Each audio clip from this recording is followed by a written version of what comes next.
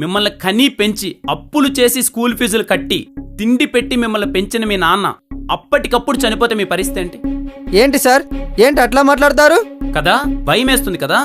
మీ ఇంట్లో మీకు అన్నం పెట్టే మీ నాన్న చనిపోతే భయం వేస్తుంది, దేశానికి అన్నం పెట్టే రైతు చనిపోతే మీకు భయమేదా అండి? సార్, డెవలప్మెంట్ అంటే స్మార్ట్ సిటీలు, మెట్రో ట్రైన్లు, 4G నెట్వర్క్లు కాదు సార్.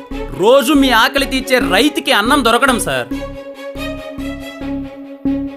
నెలకొక్కసారి ₹2-2 ఇచ్చే కిలో రేషన్ బియ్యం కోసం క్యూలో నిలబడుతున్నారు సార్ రైతులు. అయినా ఎప్పుడో ఒకసారి వచ్చే జ్వరం కోసం దాని మీద మందులు అమ్ముకునేవాడు మాత్రం కోట్లు సంపాదిస్తున్నాడు. మీ ఆకలి తీర్చే ధాన్యం పండించే రైతు మాత్రం ఆత్మహత్య చేస్తున్నాడు సార్. వ్యవస్థ ఉందియా సార్? వ్యవస్థ బీరు ఫ్యాక్టరీలకు 24 గంటలు కరెంట్ ఇచ్చి 7 గంటలు మాకు కరెంట్ అయినప్పుడే వ్యవస్థ చచ్చిపోయింది. కాండోమ్ ప్యాకెట్లకు ఎంఆర్పీ రేట్లు ఇచ్చి మా బతుకులకు ఎంఆర్పీ రేట్ అయినప్పుడే చచ్చిపోయిందండి వ్యవస్థ.